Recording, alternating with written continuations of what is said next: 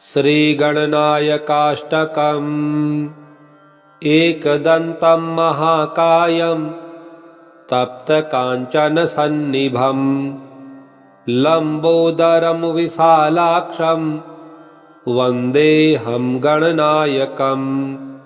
मौञ्जीकृष्णाजिनधरं नागयज्ञोपवीतिनं बालेन्दुशुकलामौलिं वन्देऽहं गणनायकम्। अम्बिकाहृदयानन्दं मातृभिः परिवेष्टितं भक्तिप्रियं मदोन्मत्तं वन्देऽहं गणनायकम्। चित्ररत्नविचित्राङ्गं चित्रमालाविभूषितं चित्ररूपधरं देवं वन्देऽहं गणनायकम्। गजवक्त्रं सुरश्रेष्ठं कर्णचामरभूषितं पाशाङ्कुशधरं देवं वन्देऽहं गणनायकम्। मूषकोत्तममारुह्य देवासुरमहाहवे योद्धुकामं महावीर्यं वन्देऽहं गणनायकम्। यक्षकिन्नरगन्धर्वैस्सिद्धविद्याधरैस्तदा स्तूयमानं महाबाहुं वन्देऽहं गणनायकम्। सर्वविघ्नहरं देवं सर्वविघ्नविवर्जितं सर्वसिद्धिप्रदातारं वन्देऽहं गणनायकम्। गणाष्टकमिदं पुण्यं यः पठे सततं नरः सिद्ध्यन्ति सर्वकार्याणि विद्यावान् धनवान् भवेत्। एकदन्तं महाकायं तप्तकाञ्चनसन्निभं लम्बोदरं विशालाक्षं वन्देऽहं गणनायकम्। मौञ्जीकृष्णाजिनधरं नागयज्ञोपवीतिनं बालेन्दुशुकलामौलिं वन्देऽहं गणनायकम्। अम्बिकाहृदयानन्दं मातृभिः परिवेष्टितं भक्तिप्रियं मदोन्मत्तं वन्देऽहं गणनायकम्। चित्ररत्नविचित्राङ्गं चित्रमालाविभूषितं चित्ररूपधरं देवं वन्देऽहं गणनायकम्। गजवक्त्रं सुरश्रेष्ठं कर्णचामरभूषितं पाशाङ्कुशधरं देवं वन्देऽहं गणनायकम्। मूषकोत्तममारुह्य देवासुरमहाहवे योद्धुकामं महावीर्यं वन्देऽहं गणनायकम्। यक्षकिन्नरगन्धर्वैस्सिद्धविद्याधरैस्तदा स्तूयमानं महाबाहुं वन्देऽहं गणनायकम्।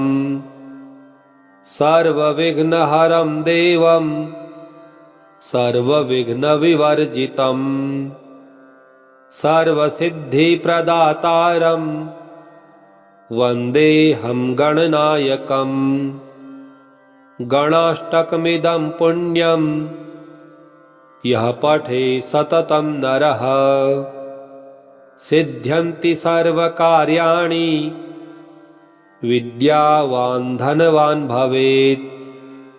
एकदन्तं महाकायं तप्तकाञ्चनसन्निभं लम्बोदरं विशालाक्षं वन्देऽहं गणनायकम्। मौञ्जीकृष्णाजिनधरं नागयज्ञोपवीतिनम् बालेन्दुसुकलामौलिं वन्देऽहं गणनायकम् अम्बिकाहृदयानन्दं मातृभिः परिवेष्टितम् भक्तिप्रियं मदोन्मत्तं वन्देऽहं गणनायकम् चित्ररत्नविचित्राङ्गं चित्रमालाविभूषितं चित्ररूपधरं देवं वन्देऽहं गणनायकम् गजवक्त्रं सुरश्रेष्ठं कर्णचामरभूषितं पाशाङ्कुशधरं देवं वन्देऽहं गणनायकम् मूषकोत्तममारुह्य देवासुरमहाहवे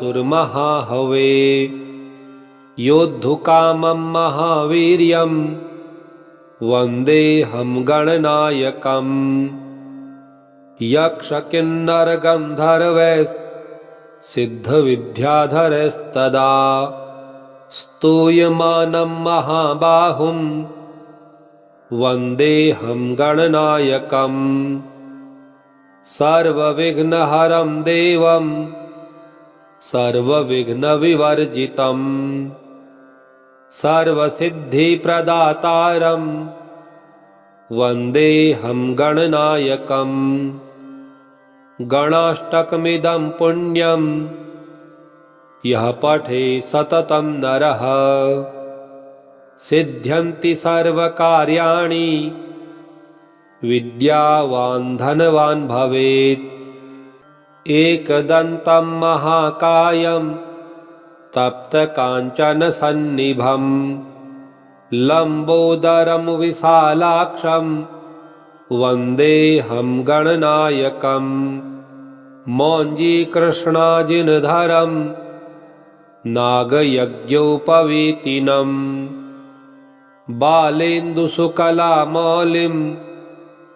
वन्देऽहं गणनायकम् अम्बिकाहृदयानन्दं मातृभिः परिवेष्टितं भक्तिप्रियं मदोन्मत्तं वन्देऽहं गणनायकम् चित्ररत्नविचित्राङ्गं चित्रमालाविभूषितं चित्ररूपधरं देवं वन्देऽहं गणनायकम् गजवक्त्रं सुरश्रेष्ठं कर्णचामरभूषितं पाशाङ्कुशधरं देवं वन्देऽहं गणनायकम् मूषकोत्तममारुह्य देवासुरमहाहवे योद्धुकामं महावीर्यं वन्देऽहं गणनायकम् यक्षकिन्नरगन्धर्वैस्सिद्धविद्याधरैस्तदा स्तूयमानं महाबाहुं वन्देऽहं गणनायकम् सर्वविघ्नहरं देवं सर्वविघ्नविवर्जितं सर्वसिद्धिप्रदातारं वन्देऽहं गणनायकम् गणाष्टकमिदं पुण्यं यः पठे सततं नरः सिद्ध्यन्ति सर्वकार्याणि विद्यावान् धनवान् भवेत् एकदन्तं महाकायं तप्तकाञ्चनसन्निभं लम्बोदरं विशालाक्षं वन्देऽहं गणनायकम्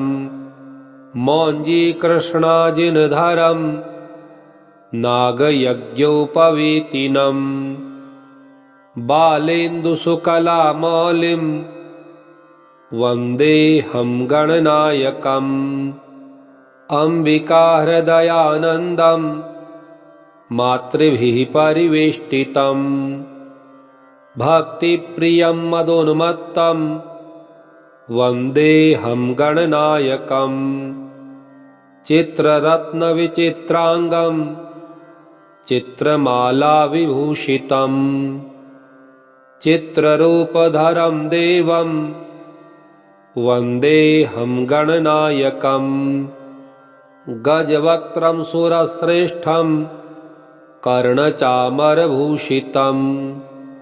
पाशाङ्कुशधरं देवं वन्देऽहं गणनायकम् मूषकोत्तममारुह्य देवासुरमहाहवे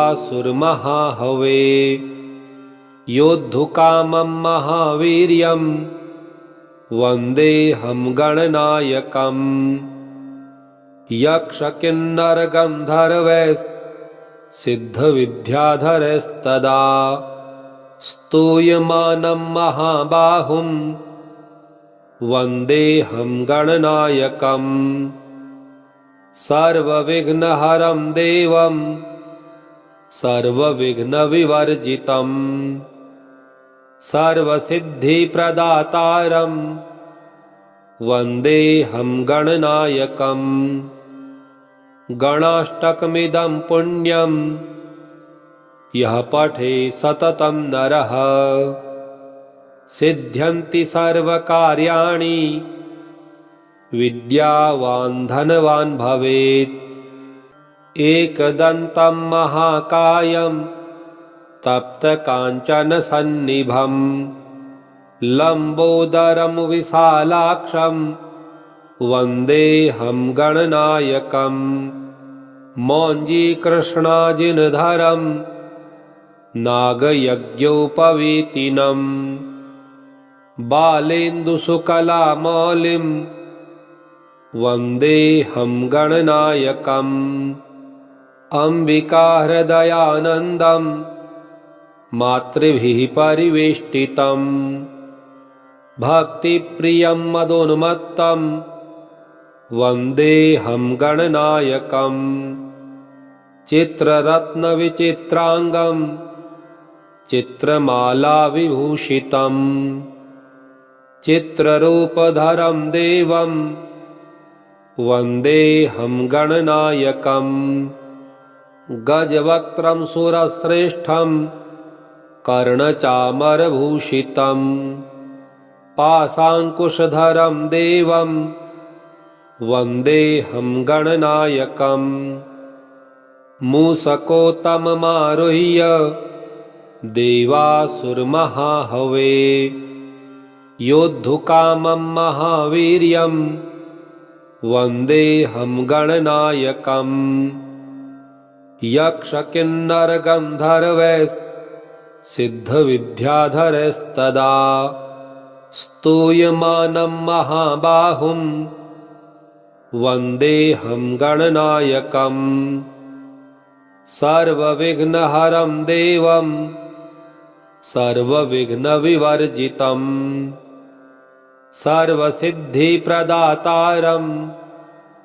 वन्देऽहं गणनायकम् गणाष्टकमिदं पुण्यं यः पठे सततं नरः सिद्ध्यन्ति सर्वकार्याणि विद्यावान् धनवान् भवेत् एकदन्तं महाकायं तप्तकाञ्चनसन्निभं लम्बोदरं विशालाक्षं वन्देऽहं गणनायकम् मौञ्जीकृष्णाजिनधरं नागयज्ञोपवीतिनं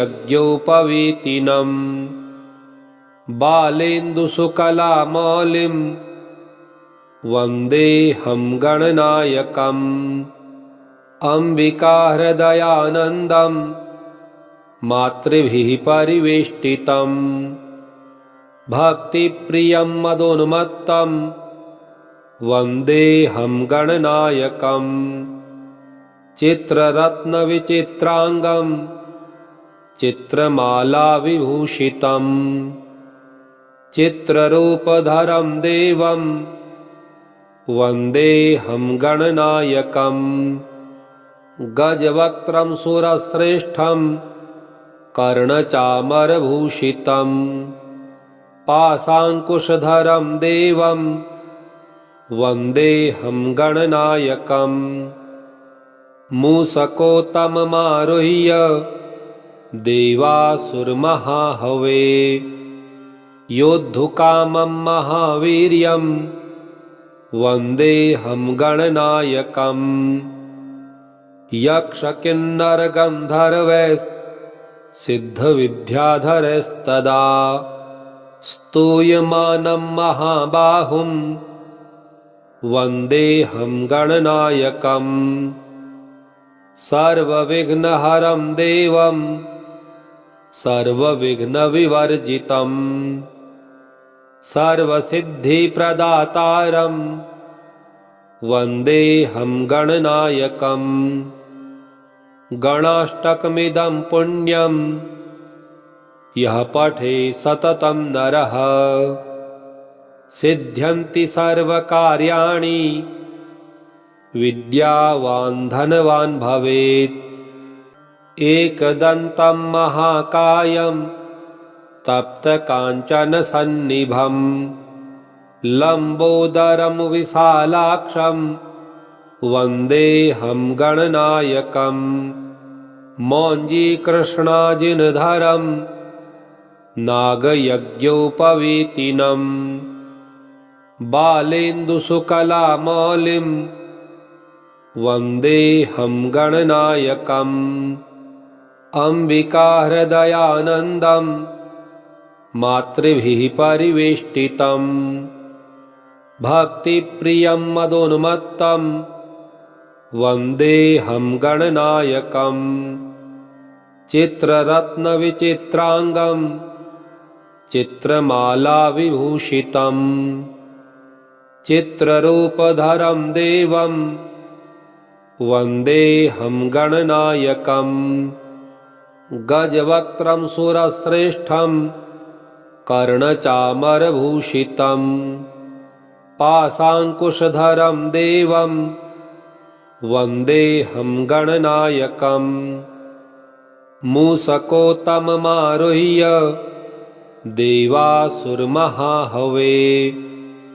योद्धुकामं महावीर्यं वन्देऽहं गणनायकम् यक्षकिन्नरगन्धर्वैस्सिद्धविद्याधरैस्तदा स्तूयमानं महाबाहुं वन्देऽहं गणनायकम् सर्वविघ्नहरं देवं सर्वविघ्नविवर्जितं सर्वसिद्धिप्रदातारं वन्देऽहं गणनायकम् गणाष्टकमिदं पुण्यं यः पठे सततं नरः सिद्ध्यन्ति सर्वकार्याणि विद्यावान् धनवान् भवेत् एकदन्तं महाकायं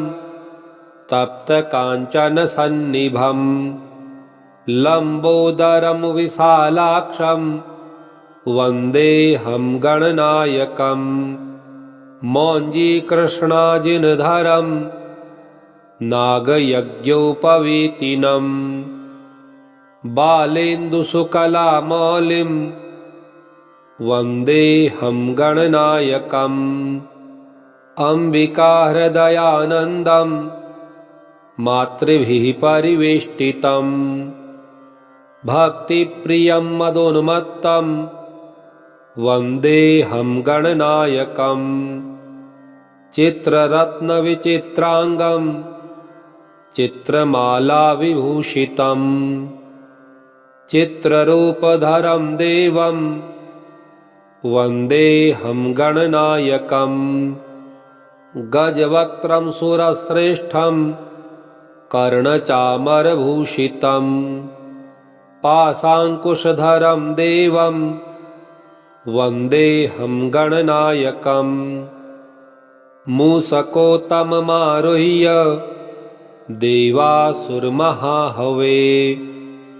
योद्धुकामं महावीर्यं वन्देऽहं गणनायकम् यक्षकिन्नरगन्धर्वैस्सिद्धविद्याधरैस्तदा स्तूयमानं महाबाहुं वन्देऽहं गणनायकम् सर्वविघ्नहरं देवं सर्वविघ्नविवर्जितं सर्वसिद्धिप्रदातारं वन्देऽहं गणनायकम् गणाष्टकमिदं पुण्यं यः पठे सततं नरः सिद्ध्यन्ति सर्वकार्याणि विद्यावान् धनवान् भवेत् एकदन्तं महाकायं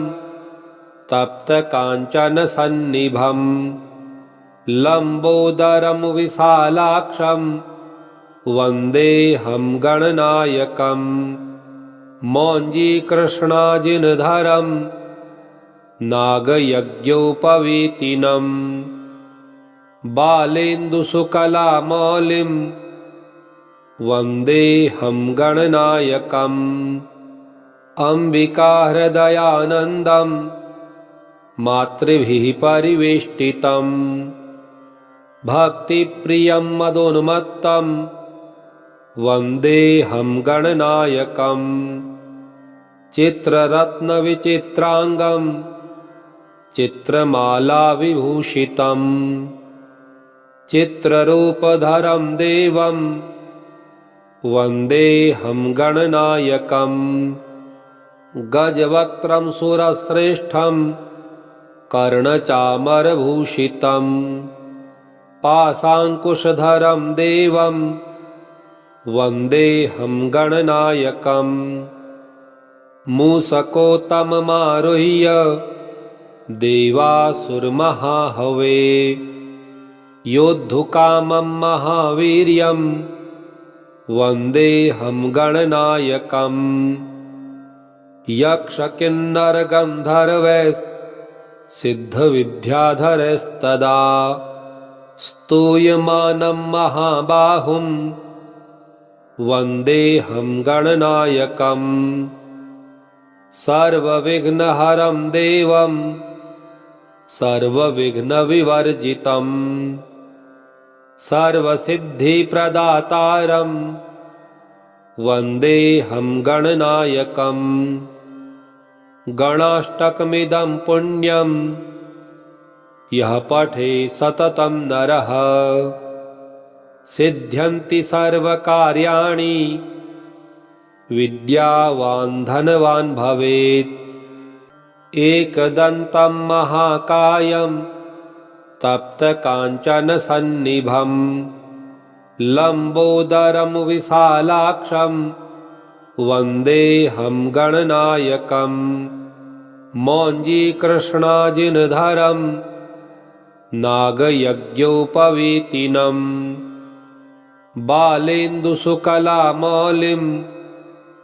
वन्देऽहं गणनायकम् अम्बिकाहृदयानन्दं मातृभिः परिवेष्टितं भक्तिप्रियं मदोन्मत्तं वन्देऽहं गणनायकम् चित्ररत्नविचित्राङ्गं चित्रमालाविभूषितं चित्ररूपधरं देवं वन्देऽहं गणनायकम् गजवक्त्रं सुरश्रेष्ठं कर्णचामरभूषितं पाशाङ्कुशधरं देवं वन्देऽहं गणनायकम् मूषकोत्तममारुह्य देवासुरमहाहवे योद्धुकामं महावीर्यं वन्देऽहं गणनायकम् यक्षकिन्नरगन्धर्वैस्सिद्धविद्याधरैस्तदा स्तूयमानं महाबाहुं वन्देऽहं गणनायकम् सर्वविघ्नहरं देवं सर्वविघ्नविवर्जितम् सर्वसिद्धिप्रदातारम् वन्देऽहं गणनायकम्। गणाष्टकमिदं पुण्यं यः पठे सततं नरः सिद्ध्यन्ति सर्वकार्याणि विद्यावान् धनवान् भवेत्। इति श्री गणनायकाष्टकम्। श्री गणेशार्पणमस्तु। ओम श्री गणेशाय नमः।